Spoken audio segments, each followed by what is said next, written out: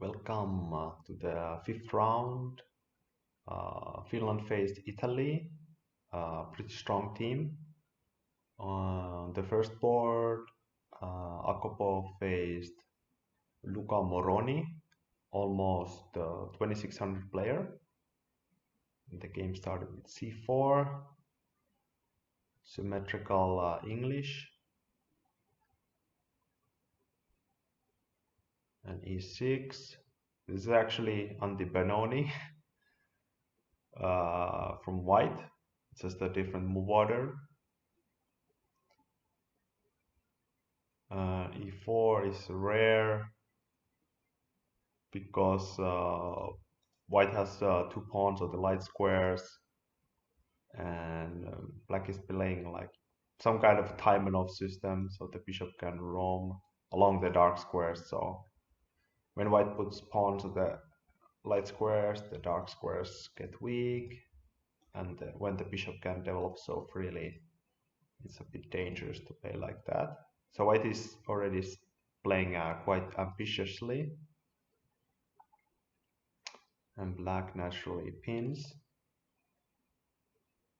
and white takes because knight e4 is coming, and if bishop d3, black can just take the knight. So white first takes the knight, so he can play bishop d3. And here white has some point, like he's hoping to play e5, I guess immediately. So one way to stop it is to play e5 yourself. And also, if you look at, black has a lot of pawns of the light squares, so it makes sense to, keep the yin and yang and put also some pawns on the dark squares. And h3 happened. h3 is kind of strange, but I mean, just like this early, it looks like white is planning like maybe bishop e3, and after d6 maybe black has knight g4, so it's some kind of preparation move / waiting move. Black could take on c3, give double pawns, but then white has the bishop pair, and yeah, the bishop goes to e3 and it's pretty powerful there. And yeah, I mean, it was an option to play like this, but black didn't want to go for that kind of stuff, and he just protects his pawn. Queen c2, so now no more double pawns option for black. Bishop c5, so the bishop goes to a better diagonal. On b4 it was really not doing anything, and here obviously stopping f4, and I mean, obviously just a great diagonal for the bishop. Rook e1, just preparing bishop e3. There it comes. And bishop d4 is an option. Black could take, but then he was scared that maybe the rook comes to g3 at some point and starts some kind of attack.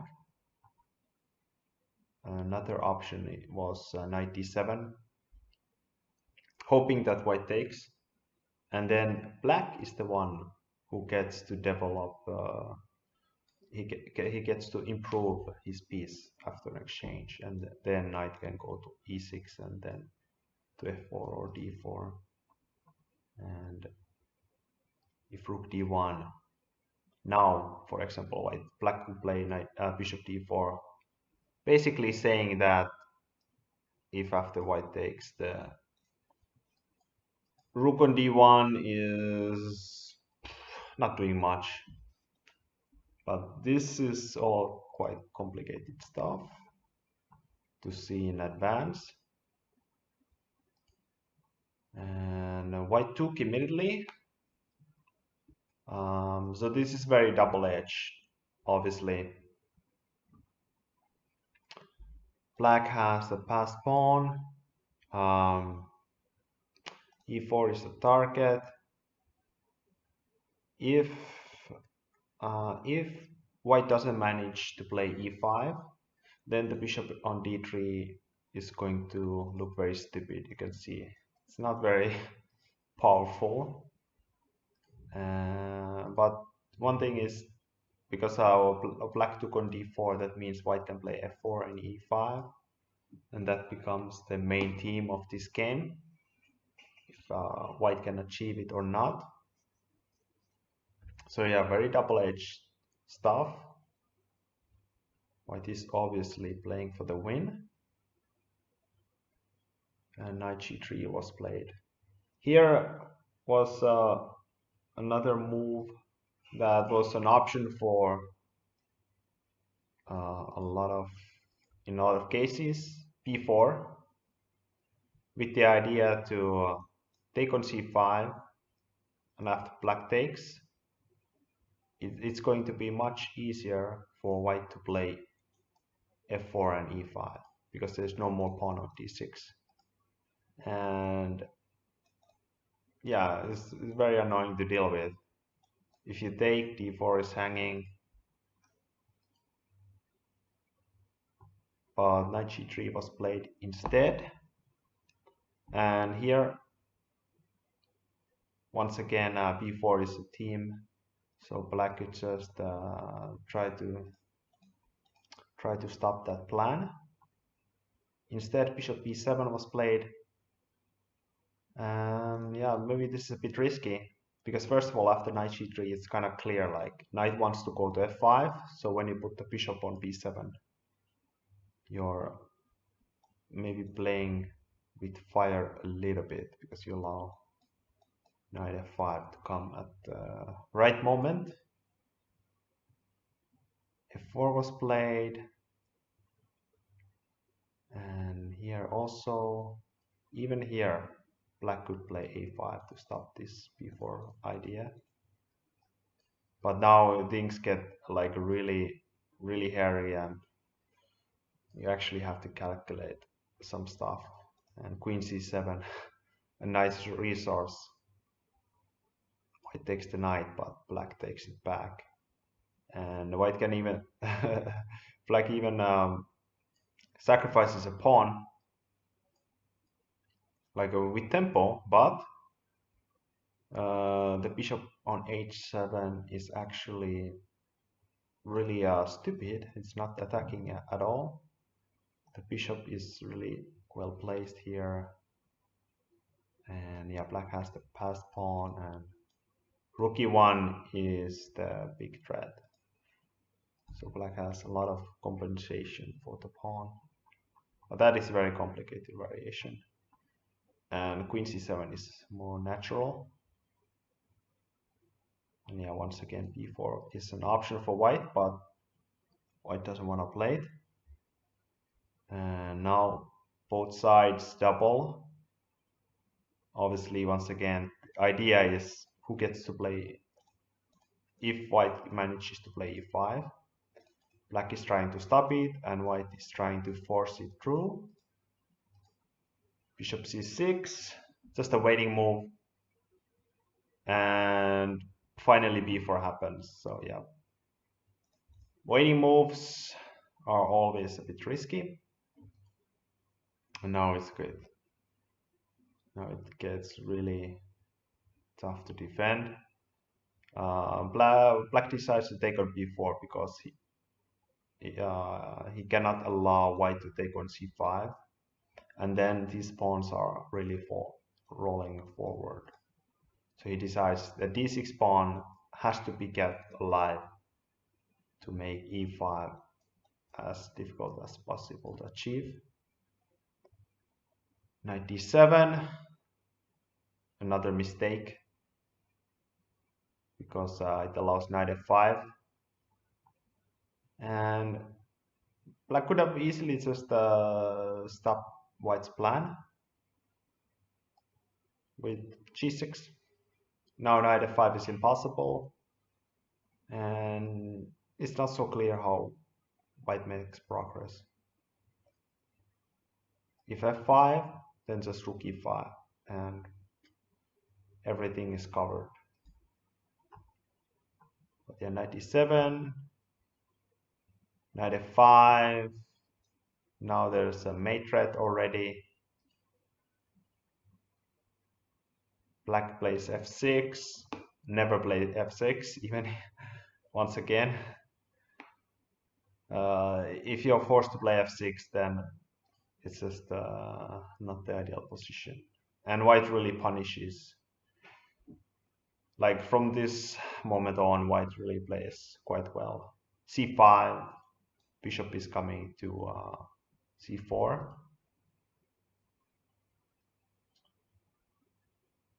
So this is a little pawn sacrifice, but the idea is that in addition to bishop c4, it's also easier to play e5. So black plays king f8 to get out of the diagonal. If king h8, white could play bishop c4 anyway, and black can win a pawn, but there's a tactical problem. Queen e3. Black takes the knight, and unfortunately he gets checkmated. So this is why Agopov played king f8. Now he won't get checkmated, so bishop c4 is impossible. But obviously, king in the center in the middle game with the knight on f5 is just, yeah, it's not the way to go. And e5 is just a very natural response. Just white wants to open as many lines as possible. Bishop d5 to stop bishop c4. Queen h4.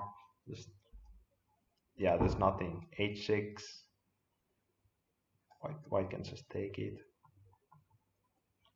Black tries take on e5 and hope he somehow survives. But now another really powerful move. Knight takes g7.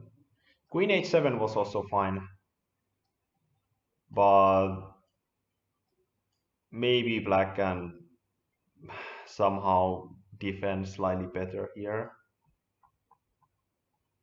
And yeah, this knight takes g7 is Engine's top choice. If black takes, then he's really in for beating. He's just gonna get checkmated like super fast with something coming on to the f file. So Mikael instead tries to give some material back and hope he somehow survives. Bishop f5, e4, white takes. Even stronger was bishop e4, but this is just a small detail. And this is why bishop e4 was stronger, because maybe at the moment black has like closed down the lines, like he's not getting checkmated at the moment because the rooks are, you know, behind the lines, and the only active piece white really has at the moment is just the queen. But obviously white is up 2 exchanges, so he's completely winning. But yeah, Agopov tries to fight, and I think he does a pretty good job at it, at this really difficult position. Yeah, rook b4. This is typical when you're up in material a lot. The problem is at any point you can give some of it back and win the game easily. And black takes, and now b4 is just cannot be defended. But black tries to close some lines, but I mean the black king is just too weak. There's nothing can be done. At the moment, looks like black has escaped with his king, but the bishop is hanging. So yeah, the game is just over. But Agopov still, he didn't resign, he just continued for a few more moves. And finally, he resigned. Yeah, pretty decent game from Luca, especially the technical phase. Yeah, the technical phase was pretty strong. So yeah, good job. So Mikael this time didn't play as strong as in previous rounds.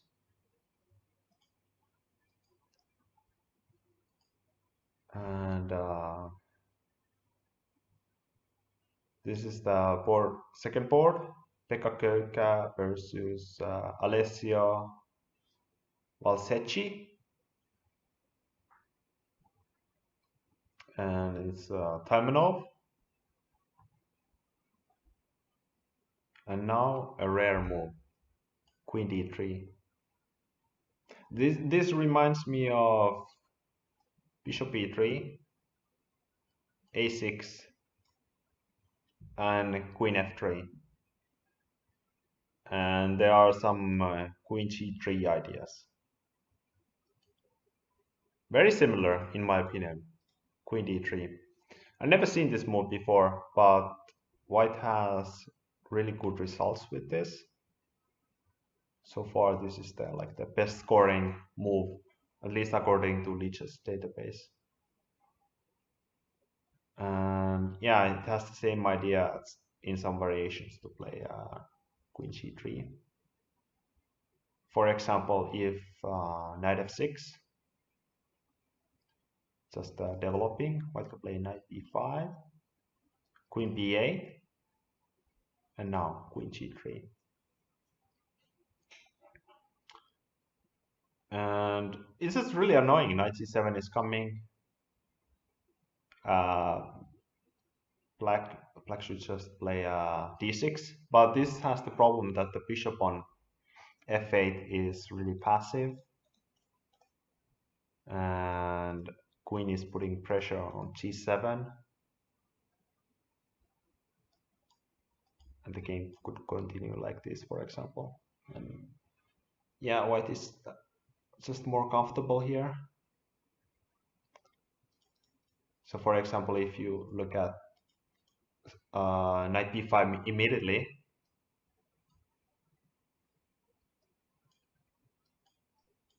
here the bishop can go to, for example, D6 or B4. There are some options, more options for black.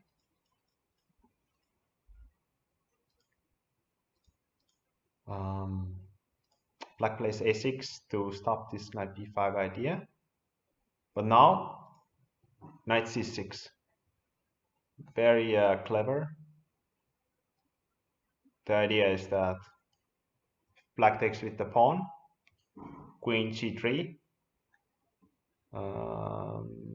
If black takes, then the rook is active here, and the bishop on C8 is passive, and white is just a little bit better in the endgame.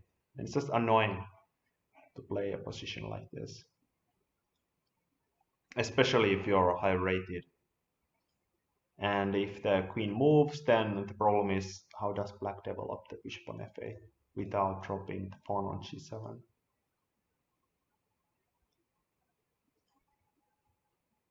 And so for these reasons, black took with the queen.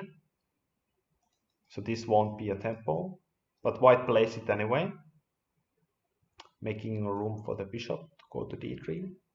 b5, maybe b4 is a threat, so white stops that. 97. Black is trying to find a way to deal with this g-file pressure, and one way is indeed to block it with your knight. It's not the greatest. Often the knight on g6 is just badly placed and can be attacked too easily. And f4, this is one way white can attack. a more normal way was h4. This is almost always, like in so many positions, knight goes to g6, h4, or sometimes even in advance, knight is still on e7, white plays h4. It's just annoying to me.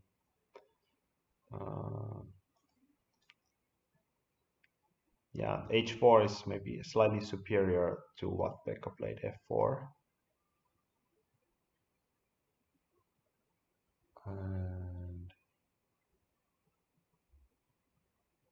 But still, it's quite annoying to face.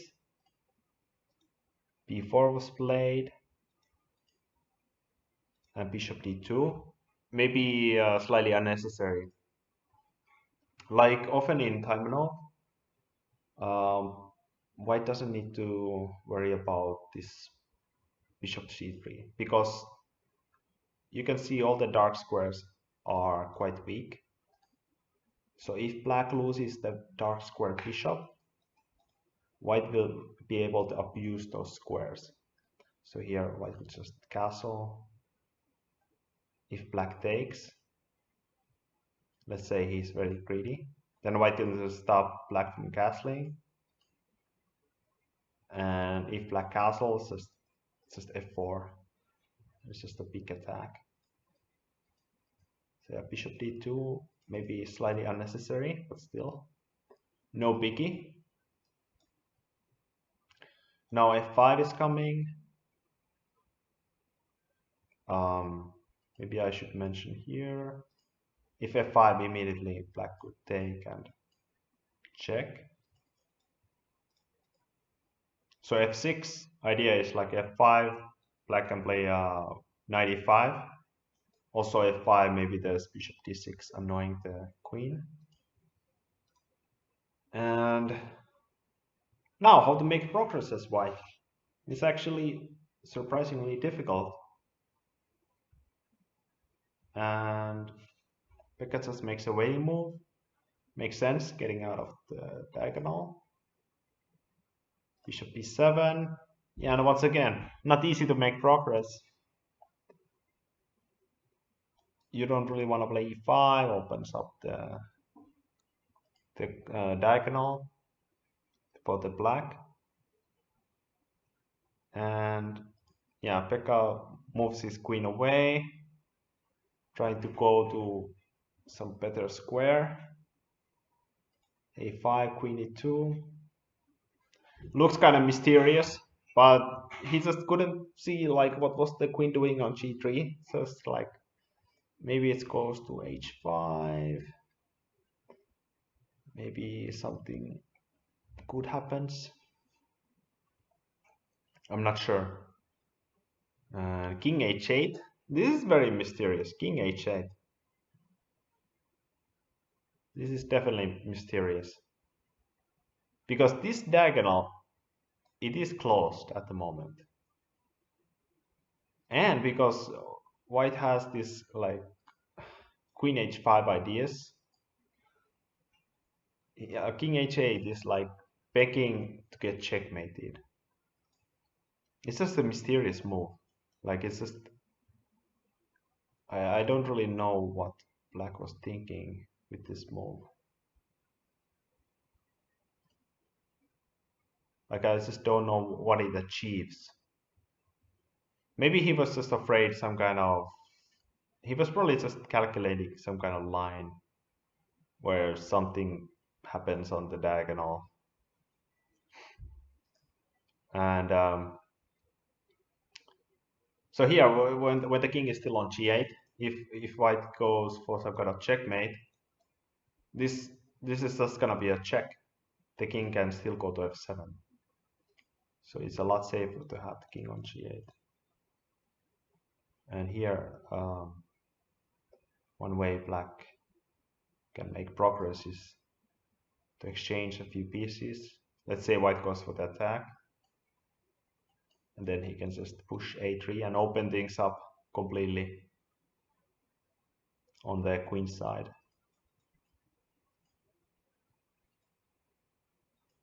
And rook f3 is coming. So there is one point to this queen maneuver Pekka did. He made room for the rook to come to h3. Very sneaky. Very sneaky indeed. f5. Good move. Rook h3. And rook f6. And this is a big mistake. It's also a strange move. It's like a tactical move. You can only play such a move if you calculate some variations. And he was confident in his calculations, but this time he was wrong. Obviously queen h5 is coming, and black has to find a way to deal with this. And yeah, it can get really complicated. One way black could play was take on c3 to just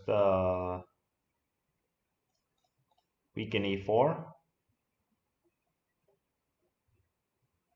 and let's say white plays queen h5, then h6, bishop c3, using the pin and threatening the knight. But here it seems black can defend with e5, blocking the diagonal and defending the knight with the queen. And if e takes f5, it's going to be a checkmate. But that is quite a complicated line to see in advance. But rook f6 still, it's quite a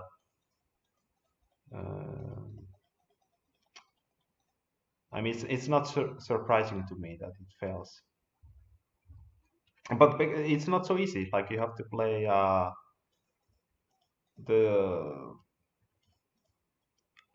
white wins here is not so obvious. First, Pekka kicks the queen away from this diagonal, so he never have to worry about some kind of checkmate on g2. Then attack the rook.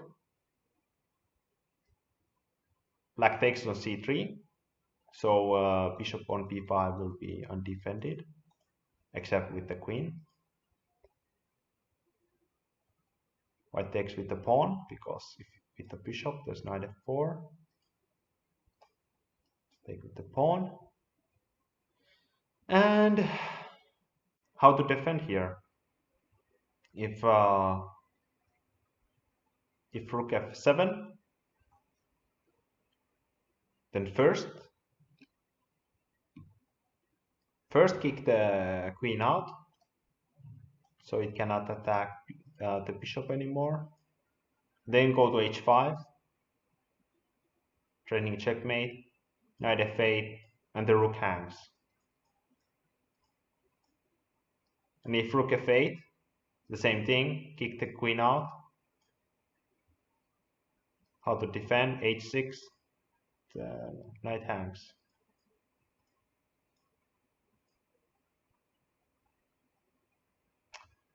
But there was actually one tricky move here. There was one defensive resource which was really difficult to see here. That was knight h4. Bishop is coming to g2, and the idea is, if white takes, rook g6, white defends, a4, and this is somehow a draw. This is somehow a draw. Somehow black has enough counterplay with the a pawn and the pressure on g2. And the rook on h4 is actually kind of like out of the game. Queen h5 can always be met by rook h6.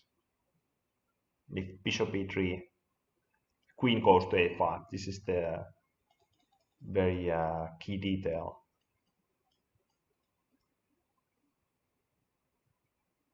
So the right move is bishop e3. So the black queen cannot go to a5 in these same variations.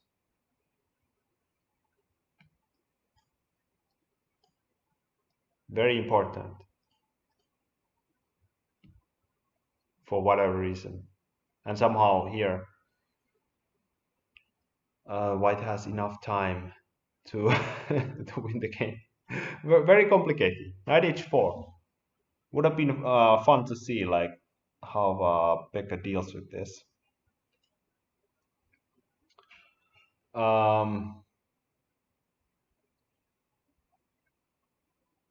Anyway, black didn't find all those sneaky things, and he just took on e5. This is like it's very similar to knight h4, but the problem is here the rook is not on h4, so Pekka just puts it on g3, and now he's completely winning up a piece, and the rook is well placed on a1 to stop the passed pawn. And yeah, the game is pretty much over. Pekka plays one more good move, just very clean one, just take on e4. He calculates some lines, attacking the rook. Now checkmate is coming. Bishop h6. There's nothing black can do. If rook f5, there's queen a8, checkmate. And yeah, black king is just gonna get checkmated. Black saw nothing better than giving up an exchange, but now he's just down a piece. And he continued the game, surprisingly. Not many GMs continue, but he did for a few moves and finally resigned. There's really nothing. There's no real perpetual. For example, let's say king g7. For example, here, white could just play c6. No perpetual, and the queen is defended. So yeah, good game from Pekka. He finally won a game after 3 losses, and he beat a 2500 player, so it's very nice. And let's go to the third board game. Sampsa Nyysti versus Francesco Sonis. b6, yeah, one way to play. And now c5, somewhat of a rare move order from black. This one way to play. White goes for e4, and now it's very symmetrical. Knight d5, quite typical, very common. Maybe a bit early, but why not? And yeah, black just castles. Black could immediately take, but then there's one problem, and that is that white gets f4, and that can be annoying to face. So black just castles and says that he doesn't care, like no matter what you take, I'm completely fine with it. And white agrees, and he just prepares for some kind of b4. And finally, Nyysti doesn't find anything better than to take on d5. And he's so scared of the f4 line that he just goes to b8. Quite suspect, because white can play for f4 anyway. After, like, he can just move his knight away and still prepare for f4. And the knight on b8 is just so passive, like it has no big feature. But the white knight has more prospects. And bishop g5. So the reason why Nyysti played bishop g5 is that he sees all his dark squares. I mean all his pawns on the dark squares, and he wants to exchange his bad bishop for the white good one. But there's one problem with this. and that is the d6 pawn. Now black has to defend with the queen, and that means that the queen will be very passive for a long time. You rather defend weak pawns with the least powerful pawn. I mean the least powerful piece. So mainly with a pawn, and if you don't have a pawn, then with a minor piece, and if you don't have a minor piece, then with a rook, and the last piece is the queen. So not ideal, not ideal. And f4 happens, and white is making progress all over the board.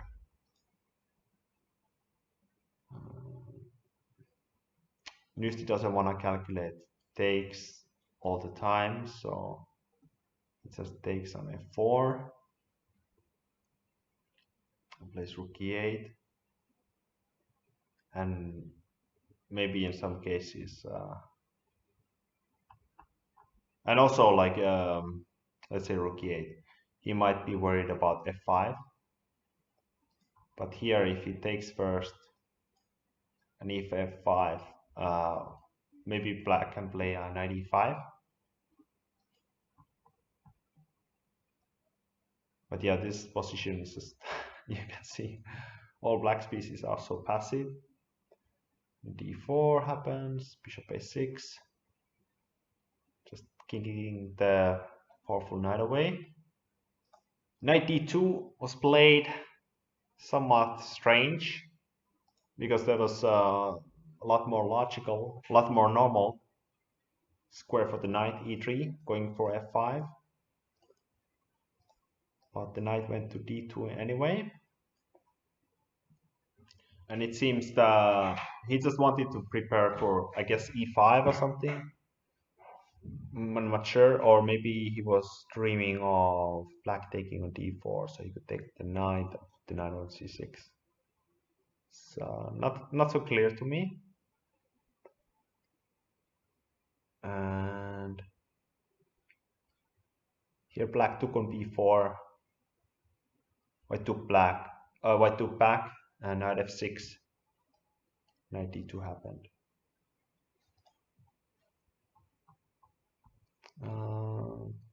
Black could have avoided taking on c5 and play knight f6 immediately. And if white plays the same move, now he could take on d4.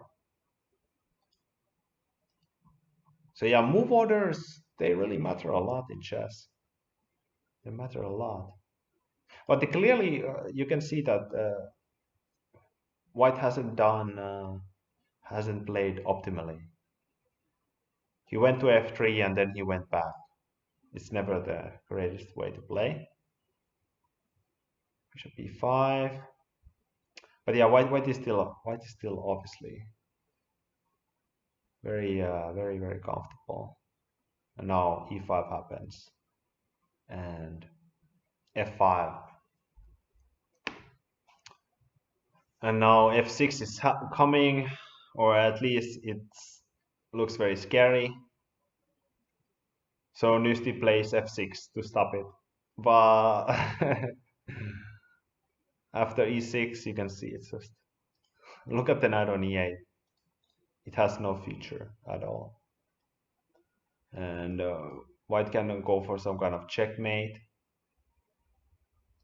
So Nyysti decides to stop that plan forever. And here maybe white should have just taken on g6 and opened things up. So knight e4 was played. King h8. Another mistake. There was one easy way to maybe make things more complicated. It was somewhat surprising. Just take on f5, opening up the g file, and if white takes, there's a pin, because this knight is so strong, and black is fine with trading that piece away. But yeah, king h8 happened. queen h3, g5, and yeah, I mean, Nyysti is trying to close all the lines, but obviously, you know, white stays very superior, and white is slowly making progress.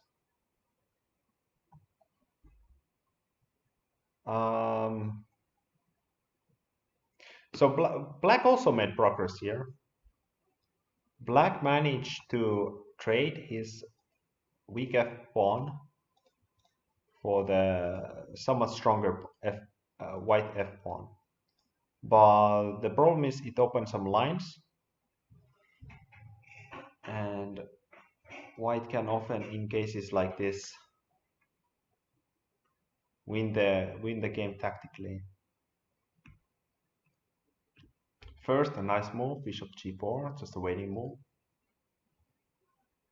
See what black does. And rook c7. And here there was a really nice sequence of moves. How white could have won the game. But yeah, it's pretty difficult.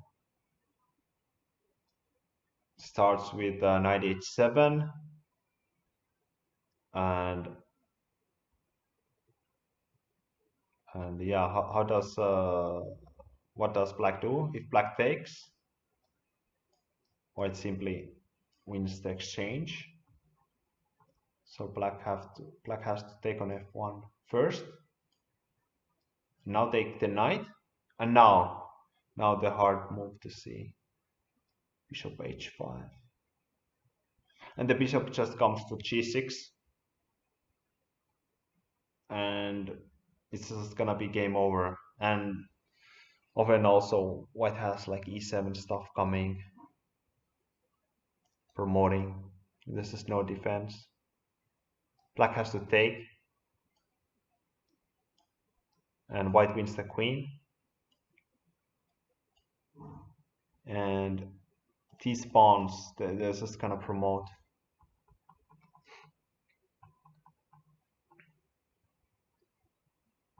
But why did it find that? And it was the moment the game slowly turned around. Because now there's less pieces for white to continue to attack. So it's already a bit harder. And now white is scared of some kind of queen c3. So he goes back. So this is like, it's just clearly not making progress at all. He should have just taken the pawn. And then if the queen goes here, just try to promote the pawn. But he went back, and this game gave black enough time to defend. And now it's already equal. White still has the passed pawn, but it's well blockaded. And the bishop on g4 is quite passive due to the pawns on the same color as the bishop. And black is slowly making more progress by every move. Another move was h5, maybe more natural. But bishop e8 is also possible, just a bit more risky. going with your king to h5.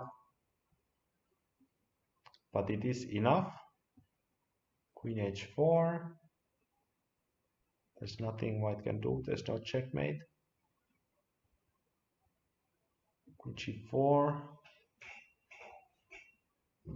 And king f2 is actually a mistake. And g4 happens. Black is just making more and more progress. His pawns are just rolling forward. b5 and more. The pawns are just coming. Finally, white plays e7 and hopes it somehow promotes. g3, one way to play. Bishop f3. The final mistake. And Nyysti finds a nice move. Just take on b5. If white takes, there's a check. What can white do? Not much. It's gonna be checkmate. So white has to just move the queen away. Now king f6. King is coming to eat the pawn. Queen e1, d4, and Nyysti just goes for the endgame.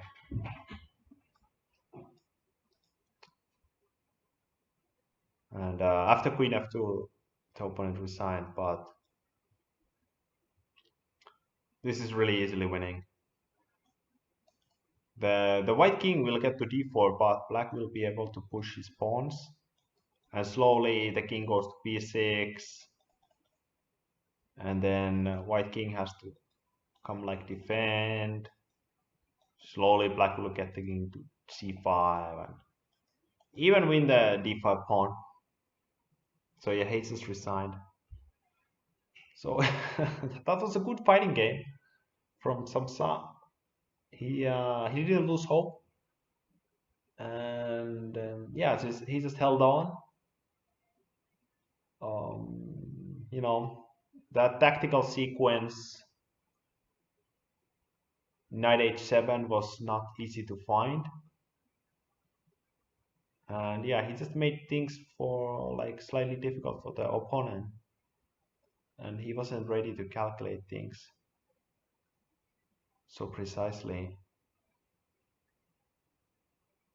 And yeah, somehow when the game changed, the opponent should have just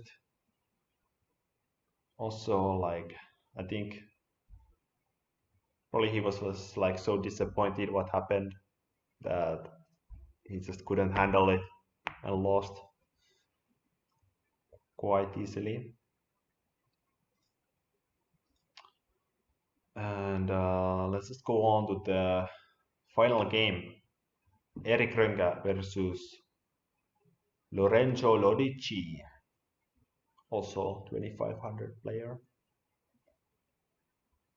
And this game is interesting because all the moves in this game were theory, but both players were not really familiar. I'm not sure about Lorenzo, but Erik, I think he was out of preparation on move 10, and this game was 24 moves. So I think it's a pretty good job to play theory all the way there without knowing it yourself. So that's really nice. 97 is not so common anymore. Usually bishop f5 or knight f6. 97 is like a whole line. The idea is that black just wants to capture back with the knight. Knight g5 is a tactical move. For example, if h6, white can play knight e6 with the idea to keep checkmate. And let's say check, queen b6. Here white can even just develop. He can just ignore everything, and there's a little tactical sequence why this works. So if black takes, I can check and bishop a5, and after knight f6, white can still do the same thing. He can still just develop and ignore. Here he is not winning any material, but he's just saying that okay, the black king is weak, and as long as the bishop on f8 cannot move, that means the rook on h8 also cannot move. So basically white is upper rook here at the moment. So h6 cannot be played. And yeah, this knight g5 is just a very tactical move. Just putting a lot of annoying pressure near the black king. And white just develops. And queen e2. Very annoying move. This actually stops black from castling. Because this knight e6. Black takes. This just white can take on d6. And you know, it's a fork. If a check, there's just bishop d2. So black has to do something else. And h6 is played. Now the sacrifices don't work. So white just goes back. And queen c7 is played. This is some kind of like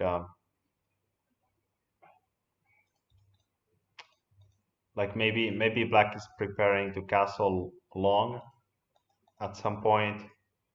Maybe he's controlling e5, like white can play knight e5. Maybe preparing c5. I'm not so sure. Castles, b6, and now queen g4. Once again, the queen is very annoying on the g file. And g5 is played. Very exciting. Very, very exciting. Basically saying that the queen is running out of squares. Knight f6 is coming. And white has to find a way to deal with that. So white goes to h3, threatening to take on g5. Rook g8. And g4 is coming. It looks like h6 is hanging, but there's actually a nice little tactical shot here. Bishop goes to f8. And there's no good square for the queen. Queen h7, there's knight f6, very, very beautiful move. Defending the rook, attacking the queen, controlling e4, controlling h5. White can only go back and then just g4.